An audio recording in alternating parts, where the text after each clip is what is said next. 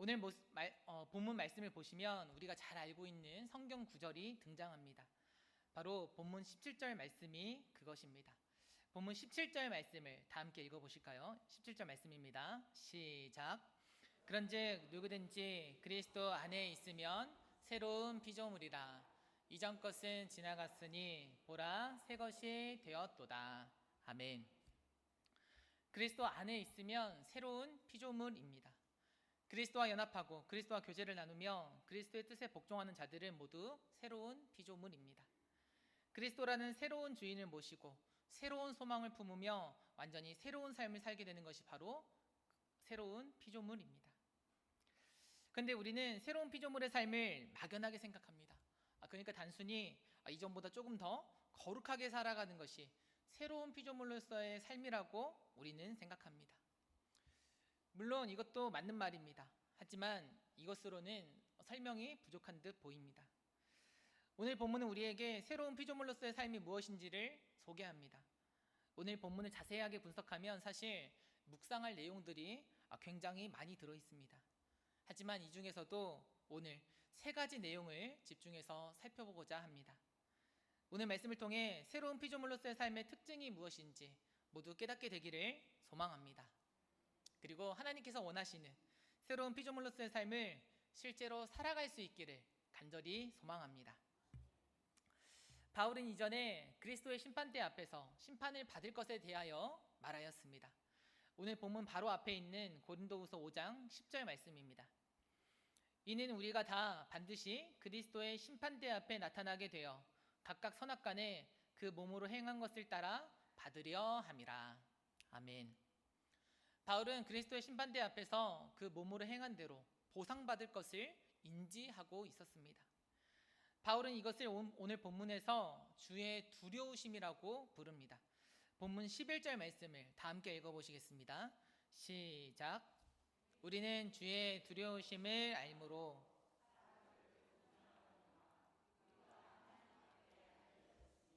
또 너희의 양심에도 알려지기를 바라노라. 아멘. 바울은 주님의 두려우심을 알고 있습니다. 여기서 두려움이란 무서운 맹수나 공포 영화를 볼 때 느끼는 두려움이 아닙니다. 아시다시피 이것은 주님을 향한 경외심을 뜻합니다. 바울은 주님을 경외합니다. 사람들을 심판하실 능력이 주 예수 그리스도께 있음을 인지하던 바울은 경건한 마음으로 주 예수 그리스도를 두려워합니다. 바울은 주님을 경외하기에 사람들을 권면합니다. 고린도 교회 성도들에게 부지런히 그리스도의 말씀을 전파합니다. 그들로 그리스도를 삶의 구주로 모실 수 있도록 권면합니다. 이제 모든 악한 행동을 벗어던지고 주 안에서 새로운 삶을 살 것을 권유합니다. 바울은 주님을 경외하기에 바울은 하나님 앞에 알려졌습니다. 하나님께서는 심판하시는 하나님이심을 바울은 인지하기에 하나님께 그 어느 것도 숨길 수 없습니다. 이것은 고린도 교회 성도들을 대할 때에도 마찬가지입니다. 바울은 성도들 앞에도 잘 알려졌습니다.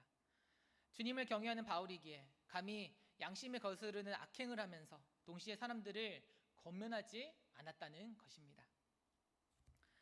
바울은 주님을 경외합니다. 그런데 본문 11절에서 단지 바울이 주님을 경외한다 라고 말하지 않고 단어 하나를 덧붙입니다. 바울은 주의 두려우심을 안다라고 본문 11절은 기록합니다. 본문 11절 말씀을 제가 다시 읽어보겠습니다. 우리는 주의 두려우심을 알므로 사람들을 권면하거니와 우리가 하나님 앞에 알려졌으니 또 너희의 양심에도 알려지기를 바라노라. 아멘. 그냥 주님을 두려워한다라고 주님을 경외한다라고만 말해도 충분합니다. 그런데 굳이 알다라는 단어를 첨가하여 주의 두려우심을 안다라고 바울은 표현합니다. 11절에 사용된 알다에 해당하는 헬라어는 오이다입니다. 헬라어 오이다는 우리가 잘 알고 있는 히브리어 야다와 그 의미가 같습니다. 단지 지식적으로 아는 것이 오이다가 아닙니다. 야다가 아닙니다. 오이다 야다는 직접적으로 경험하여 알게 되는 것을 의미합니다. 그러니까 머리로만 아는 것이 아니라 삶으로서 직접 경험하여 깊은 관계를 가지는 것이 바로 오이다인 것입니다. 바울은 주의 두려우심을 알았습니다. 바울은 경험적으로 주님을 두려워했습니다. 경험적으로 주님을 두려워한다는 것은 무엇을 의미합니까? 이것은 바울이 단회적으로 하나님을 경외했던 게 아니라 매일의 삶 속에서 하나님을 경외했음을 의미합니다. 바울은 과거에 딱 한 번 주님을 경외했던 게 아니었습니다. 다메섹 도상에서 부활하신 예수님을 만났을 때만 예수님을 경외했던 게 아니었습니다. 바울은 예수님을 구세주로 영접한 이후에도 계속해서 예수님을 경외했습니다. 그는 매일 매순간 하나님을 경외하며 하나님과 깊은 관계를 가졌다는 것입니다. 바울은 주의 두려우심을 아는 사람이었기에 다른 이들을 권면할 수 있었습니다. 매일 매순간 주님을 경외했기에 그의 말에는 설득력이 있었습니다. 바울이 매순간 진정으로 새로운 피조물로서의 삶을 살았기에 다른 이들도 주님으로 말미암은 새로운 삶을 받아들일 수 있었다는 것입니다. 사랑하는 여러분, 하나님을 두려워하시기 바랍니다. 하나님을 경험적으로 두려워하시기 바랍니다. 어느 한순간에만 하나님을 경외하는 게 아니라 매순간 하나님을 경외하시길 소망합니다. 우리 주위를 보면 자신의 과거 신앙생활을 자랑하시는 분들을 우리는 종종 보게 됩니다. 이분들은 이렇게 말씀하십니다. 내가 젊었을 때 나 정말 열심히 기도했어. 얼마나 성경책을 많이 읽었으면 성경책이 해져서 너덜너덜해질 정도였어. 나 예배 한 번도 안 빠지고 성실하게 드렸어. 나 믿음 정말 좋았어. 이렇게 말씀하시며 하나님을 경외했던 과거를 자랑하십니다. 그런데 중요한 것은 과거가 아닙니다. 중요한 것은 지금 우리가 살고 있는 현재입니다. 과거에 하나님을 경외했다면 지금도 계속해서 하나님을 경외해야 합니다. 하나님을 경외했었던 과거, 물론 너무나도 소중하고 귀하며 아름다웠던 시간입니다. 그럼 지금도 매순간 하나님의 말씀을 붙잡으며 기도의 끈을 놓지 않고 하나님 두려워하며 살아야 합니다. 과거에 잠깐 하나님을 경외했던 것 가지고 자랑하거나 우쭐대서는 안 된다는 것입니다. 새로운 피조물로서의 삶을 살아가는 이들은 주의 두려우심을 알고 있습니다. 주님을 경험적으로 두려워합니다. 매순간 하나님을 경외합니다. 우리가 매순간 하나님을 경외하고 하나님과 깊은 교제를 나누어야 우리의 말이 다른 성도님들에게나 우리 불신자분들에게 신뢰를 줄 수 있습니다. 즉 복음을 전하는 우리의 말이 다른 사람들에게 설득력 있는 말로 들린다는 것입니다. 우리가 과거에만 하나님을 경외하고 지금은 하나님을 경외하지 않은 채 내 멋대로 살아가고 있다고 가정해 봅시다. 하나님을 경외하지 않은 채 오만방자하게 살아갑니다. 부정직하게 살아갑니다. 음란하게 살아갑니다. 다른 이들을 사랑하지 않습니다. 가는 곳마다 분열을 일으킵니다. 이것은 교회의 덕이 되지 못합니다. 은혜가 되지 못합니다. 이러한 사람들이 하나님을 전하고 복음을 전한다고 생각해 보십시오. 어떻게 다른 사람들에게 은혜를 끼칠 수 있겠습니까? 어떻게 다른 사람들이 복음을 전해 듣고 고개를 끄덕일 수 있겠습니까? 어느 누가 예수님 믿고 교회 가고 싶다는 생각이 들겠습니까? 아무리 번지르르하게 말을 한다고 한들 지금 새로운 피조물로서의 삶을 살아가고 있지 않은데 어떻게 상대방이 예수님을 통한 새로운 삶을 기대할 수 있겠냐는 것입니다. 우리에게는 바울이 다메섹 도상에서 예수님을 만났을 때와 같은 아주 영광스러운 순간들이 있습니다. 처음 예수님을 만났을 때, 처음 찬양하며 울었을 때, 기도하고 처음 응답받았던 그 기쁨의 순간들이 있습니다. 행여나 하나님의 마음 아프게 하진 않을까, 우리의 말과 행동과 생각 하나 조심하며 하나님을 경외했던 때가 있습니다. 혹시나 지금 우리의 삶에 하나님을 경외하는 모습이 보이지 않는다면 다시금 과거의 영광을 되찾을 수 있기를 소망합니다. 이번 정교인 여름 수련회를 통하여 다시금 하나님을 경외하는 삶을 살아가시기를 소망합니다. 매순간 하나님을 경외하심으로 먼저는 우리가 주 안에서 큰 기쁨을 누렸으면 좋겠습니다. 그 다음으로는 매순간 하나님을 경외하는 우리를 통하여 복음을 전하는 우리의 말이 더욱 진정성 있고 설득력이 있었으면 좋겠습니다. 하나님을 경외하는 우리를 통하여 우리의 가정과 이 세상도 하나님을 경외할 수 있기를 간절히 소망합니다. 매 순간 주님을 경외하는 자가 다른 사람들을 권면할 수 있습니다. 이를 본문 12절에서 자랑할 기회를 준다라는 표현으로 바꿔 말합니다. 본문 12절 말씀을 다 함께 읽어보시겠습니다. 시작. 우리가 다시 너희에게 자천하는 것이 아니요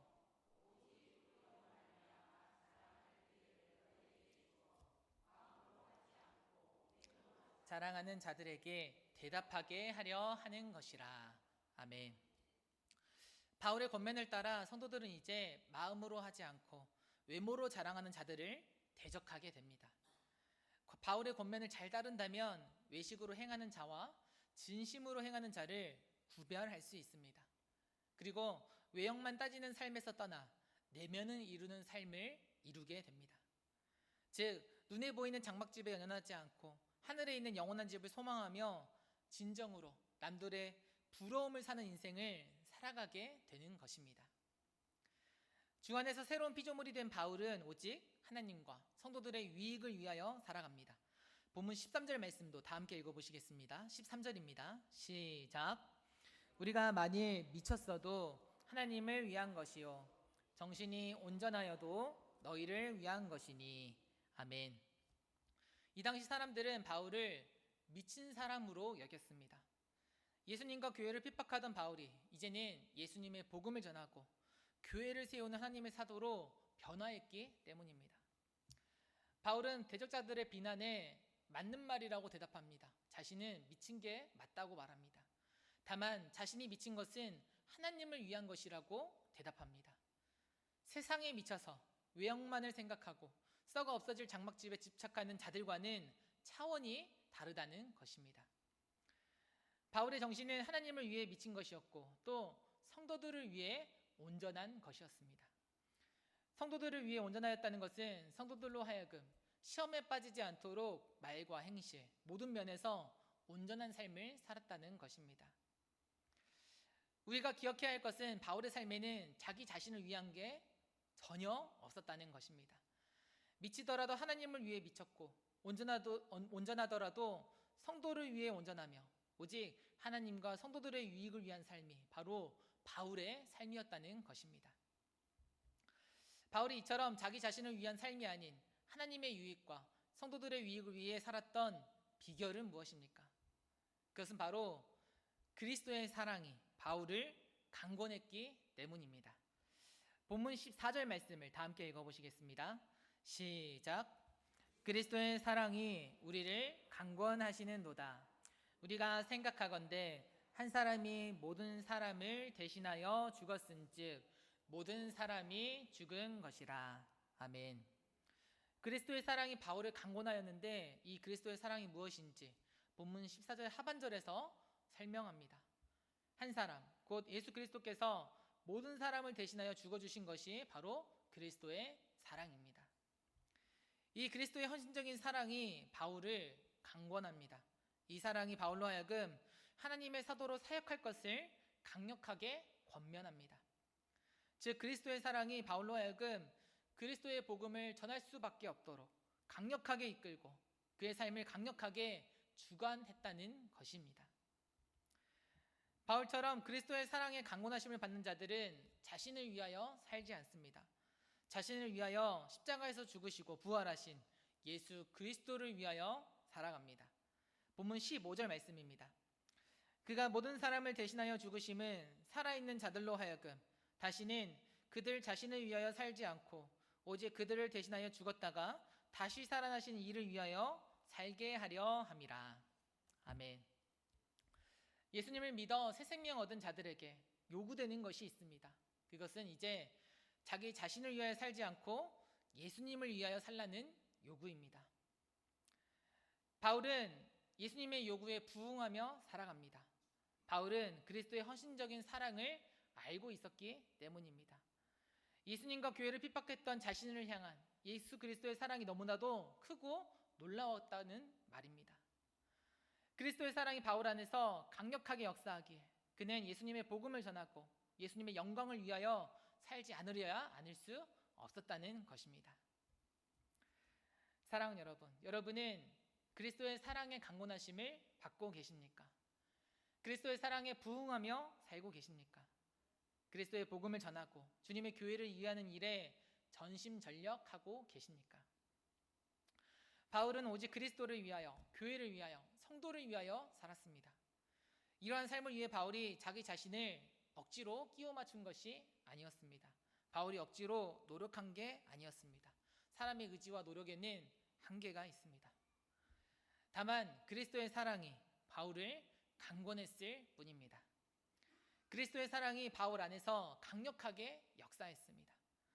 바울은 그리스도의 크고 놀라우신 사랑을 매일의 삶 속에서 경험했습니다. 그리스도의 사랑이 바울의 삶을 강력하게 이끌었기에 바울은 오직 그리스도를 위하여 살 수 있었던 것입니다. 저는 이번 여름 휴가가 무척 기대가 됩니다. 어디 해외로 여행을 가기 때문이 아닙니다. 어디 놀러 갈 생각으로 마음이 들떠있기 때문이 아닙니다. 저는 이번 여름 휴가 때 기도원에 방문할 예정입니다. 기도원에 가는 것은 다른 것을 위함이 아닙니다. 저는 기도원에서 말씀 보고 기도하며 그리스도의 사랑이 저를 강권하시기를 기대하고 있습니다. 제가 그리스도의 헌신적인 사랑을 모른다는 것이 아닙니다. 그리스도의 대속적인 죽음도 잘 알고 있습니다. 믿음의 고백도 드렸습니다. 이를 주제로 설교도 했습니다.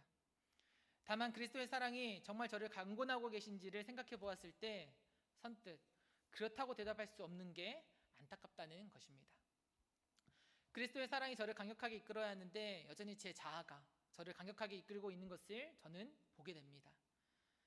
그래서 이번 기도원 방문의 목적은 그리스도의 사랑이 제 안에서 강력하게 역사하는 것입니다. 저의 자아가 아닌 그리스도의 사랑이 제 삶을 강력하게 이끌어 나가기를 저는 소망합니다. 그리스도의 한없는 그 사랑을 온몸으로 느껴서 그 사랑으로 힘있게 사역하기를 소망합니다. 또한 그 사랑을 우리 성도님들께 힘있게 전하는 것을 저는 간절히 기대하고 있는 것입니다. 그리스도의 사랑을 매 순간 온몸으로 느끼는 자가 그리스도의 사랑을 전할 수 있습니다. 그리고 그리스도의 그 헌신적인 사랑은 그리스도의 말씀을 통해 우리는 체험할 수 있습니다. 연일 무더운 날씨가 계속되고 있습니다. 무더운 날씨 속에서도 그리스도의 말씀을 사모하시기 바랍니다. 정교인 수련회에 많이 참석해 주시고 또 각자의 자리에서 주님의 말씀을 가까이 하시기 바랍니다. 매일 그리스도의 말씀을 가까이 하심으로 그리스도의 사랑이 여러분을 강권하시기를 소망합니다. 그리스도의 사랑에 강권하심을 받아 매일 그리스도를 위하여 살아갈 수 있기를 간절히 소망합니다. 그리스도의 사랑에 강권하심을 받는 자들은 그리스도를 위하여 살아갑니다. 반면에 그리스도의 사랑에 강권하심을 받지 않는 자들은 자신의 육신을 따라 살아갑니다. 본문 16절 말씀을 다 함께 읽어보시겠습니다. 시작. 그러므로 우리가 이제부터는 어떤 사람도 육신을 따라 알지 아니하노라. 이제부터는 그같이 알지 아니하노라. 아멘. 육신을 따라라는 표현은 인간적인 방식을 가리키는 바울의 신학적인 용어입니다. 이전에 바울은 육체를 따라 자신의 인간적인 방법을 따라 그리스도를 알아왔습니다. 율법이라는 안경을 통해서만 그리스도를 바라보았습니다. 바울의 눈에 그리스도는 그저 십자가에서 처참하게 죽은 비참한 인간일 뿐이었습니다. 예수님은 바울에게 아무런 유익이 되지 못했습니다. 또한 바울은 자신의 욕심을 따라 자신의 유익을 이룰 수 있느냐에 따라 다른 사람들과 관계를 맺어왔습니다. 그러나 그리스도의 사랑에 강권하심을 받게 된 바울은 인간적인 방법으로 이제는 한 사람들을 이해하지 않습니다. 유익에 따라 관계를 맺고 끊을 수 있다는 사고는 더 이상 바울에게 어울리지 않습니다. 육체가 아닌 성령을 따라 사는 바울은 이제 사람들이 자신을 이용하도록 자신을 기꺼이 내어줍니다. 오직 그리스도와 교회를 위하는 일에 자기 자신을 기꺼이 희생했다는 것입니다. 여전히 육체를 따라 그리스도와 사람들을 해석한다면 그는 아직 새로운 피조물이 되지 못한 것입니다. 자신에게 이득이 되느냐 안 되느냐를 따지지 않고 기꺼이 자기 자신을 그리스도와 교회를 위해 내어놓는 자가 바로 새로운 피조물인 것입니다. 본문 17절 말씀을 다 함께 읽어보시겠습니다. 시작. 그런지 누구든지 그리스도 안에 있으면 새로운 피조물이라. 것은 지나갔으니 보라 새 것이 되었도다. 아멘. 육체를 따라서가 아닌 성령을 따라 사람들을 대하는 삶이 새로운 피조물로서의 삶입니다. 나에게 이득이 되지 않아도 하나님의 영광을 위한 일이라면 기꺼이 자신의 모든 것을 내려놓고 내어줄 수 있는 것이 새로운 피조물로서의 삶입니다. 이것을 다른 말로 하면 화목하게 하는 자가 바로 주 안에서 새롭게 거듭난 인생입니다. 본문 18절 말씀입니다. 모든 것이 하나님께로서 났으며 그가 그리스도로 말미암아 우리를 자기와 화목하게 하시고 또 우리에게 화목하게 하는 직분을 주셨으니. 아멘. 그리고 19절 말씀은 다 함께 읽어보시겠습니다. 시작. 곧 하나님께서 그리스도 안에 계시사 세상을 자기와 화목하게 하시며 그들의 죄를 그들에게 돌리지 아니하시고 화목하게 하는 말씀을 우리에게 부탁하셨느니라. 아멘. 주 안에서 새로운 삶을 살아가는 이들에게 우리 주님께서는 새로운 직분을 부여하셨습니다. 그것은 화목하게 하는 직분입니다. 화목하게 하다라는 말은 잘 아시다시피 화해하다라는 의미입니다. 그런데 여기서 화목하게 하다라는 것은 단순히 서로 사이좋게 지내는 것만을 의미하지 않습니다. 화목하게 하다에 해당하는 헬라어 카탈라소가 어떤 의미를 담고 있는지 찾아보았습니다. 이 카탈라소는 당연히 화해하다라는 의미도 있지만 또 다른 의미도 지니고 있습니다. 그것은 바로 교환하다입니다. 교환하다. 화목하게 하는 것은 곧 교환하는 것입니다. 두 대상 사이를 화목하게 하기 위해서는 그냥 되지 않습니다. 깨어진 관계가 저절로 봉합되는 게 아닙니다. 관계 회복을 위해서는 반드시 두 대상 사이에 교환이 이루어져야 합니다. 화목이라는 결과를 얻기 위해서는 한쪽이 다른 쪽에게 무엇인가를 내어줘야 한다는 것입니다. 이 교환의 법칙을 가장 잘 보여주신 분이 바로 우리 예수 그리스도이십니다. 본문 18절 말씀을 우리 다 함께 읽어보시겠습니다. 18절입니다. 시작. 모든 것이 하나님께로서 났으며 그가 그리스도로 말미암아 우리를 자기와 화목하게 하시고 또 우리에게 화목하게 하는 직분을 주셨으니. 아멘. 예수님께서는 하나님과 우리 인간의 관계가 회복되기를 원하셨습니다. 하나님과 우리 인간을 다시 화해시키기를 원하셨습니다. 그러나 이 화해는 그냥 저절로 되는 것이 아니었습니다. 왜냐하면 우리 인간은 죄로 오염되어 거룩하신 하나님 앞으로 나아갈 수 없었기 때문입니다. 인간의 상태가 그전처럼 하나님과 친밀의 교제를 나눌 수 있는 상태가 아니었기에 무엇인가 대가가 필요했습니다. 하나님과 인간 사이에 반드시 어떤 교환이 필요했다는 것입니다. 예수님께서는 하나님과 우리 인간 사이의 관계를 화목하게 하시기 위하여 대가를 지불하셨습니다. 그것은 예수 그리스도 자기 자신이셨습니다. 죄 없으신 예수님께서 죄인인 우리를 대신하여 십자가에 못 박혀 죽으셨습니다. 예수님께서 피 흘려 죽으신 십자가는 교환의 자리였습니다. 예수님께서 자기 자신을 십자가에서 내어주심으로 우리의 죄가 어린 양 되시는 예수 그리스도께 전가되었습니다. 그리고 예수님 안에 있던 하나님의 의가 우리에게 전달되었습니다. 이로써 우리의 죄는 모두 씻음받고 하나님의 성품을 회복하여 다시 하나님 앞으로 담대히 나아갈 수 있었던 것입니다. 하나님께서 우리에게 이 화목의 직분을 주셨습니다. 이것은 단순히 어디 가서 남을 웃기고 분위기 메이커나 되라는 말씀이 아닙니다.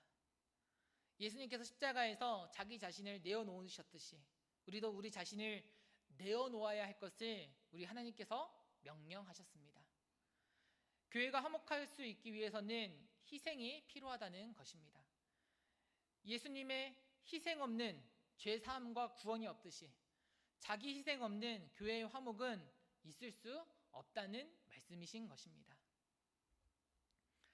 여러분, 이번 정교인 여름 수련회의 주제가 무엇인지 알고 계십니까? 이번 정교인 여름 수련회의 주제는 행복한 교회, 무능제일 교회입니다. 행복한 교회는 그냥 이루어지지 않습니다. 교환이 이루어져야 합니다. 희생이 있어야 합니다. 화목을 얻기 위하여 자신의 시간을 내어놓아야 합니다. 자신의 물질을, 하나님께 받은 재능을, 은사를 내어놓아야 합니다. 그리고 어떤 경우에는 자신의 자존심까지 내려놓을 정도로 자기 자신을 희생해야 화목이라는 고결한 가치를 우리는 쟁취할 수 있는 것입니다. 우리 교회에 마스코트가 있습니다. 정교인 여름수련회 홍보 영상을 보신 분들이라면 잘 아실 것입니다. 우리 교회 마스코트의 이름은 성록이입니다. 성록이. 자, 우리 윤성록 담임 목사님의 이름에서 그 이름을 따왔습니다. 마스코트 성록이는 빨간 코를 가지고 있고 대머리 가발을 착용한 아주 우스꽝스러운 모습을 하고 있습니다. 한 교회 담임 목사님께서 자신의 권위를 내려놓으셨습니다. 교회의 화목을 위해서 자신을 희생하셨습니다. 그렇다고 한다면 우리 성도가 해야 하는 일은 무엇입니까? 화목을 위하여 자신을 내려놓은 이의 마음을 우리는 캐치해야 합니다. 교회의 화목과 행복을 위한 주의 종의 절실한 마음을 알아차려야 한다는 것입니다. 그 다음으로 우리 역시 기꺼이 자신을 내려놓아야 합니다. 화목을 이룬다는 게 쉬운 일은 아닙니다. 시간도 써야 하고 물질도 써야 하며 우리의 마음도 써야 합니다. 심지어 우리의 자존심까지 내려놓을 정도로 완전히 손해를 보아야 할 때도 있습니다. 나도 상대방처럼 막 나가고 싶고 화내고 싶은데 참고 인내하며 바보처럼 행동해야 할 때가 있다는 것입니다. 그렇기 때문에 시간이 지날수록 점점 더 자신을 희생하지 않으려고 합니다. 화목 끝까지 뭐 포기하고 말지, 나만 예수님 잘 믿으면 되지라고 안일하게 생각해 버리는 것입니다. 하지만 우리는 교회의 화목을 절대 포기할 수 없습니다. 왜냐하면 교회는 예수님께서 예수님의 피값으로 사신 보물이기 때문입니다. 예수님께서 모든 물과 피를 쏟으시고 자신의 생명을 내주시기까지 지키고자 하신 것이 바로 우리 성도이고 이 교회입니다. 우리 예수님께서는 죽기까지 교회를 사랑하시고 지키셨는데 어떻게 우리가 교회를 포기할 수 있겠습니까? 주님 안에서 새로운 피조물이 된 우리가 어떻게 주님의 뜻에 역행하는 행동을 할 수 있느냐는 것입니다. 사랑하는 여러분, 교회의 화목을 포기하지 마시기 바랍니다. 교회의 화목을 위해 우리의 시간을 내어놓을 수 있기를 바랍니다. 교회의 하나됨을 위해 우리의 자존심까지도 내려놓을 수 있기를 소망합니다. 예수님의 피값으로 새로운 피조물이 된 우리들, 예수님의 피값으로 사신 그 교회를 끝까지 지킬 수 있기를 간절히 소망합니다. 화목한 교회, 행복한 교회, 우리 무능제일교회가 되기를 주님의 이름으로 축복합니다.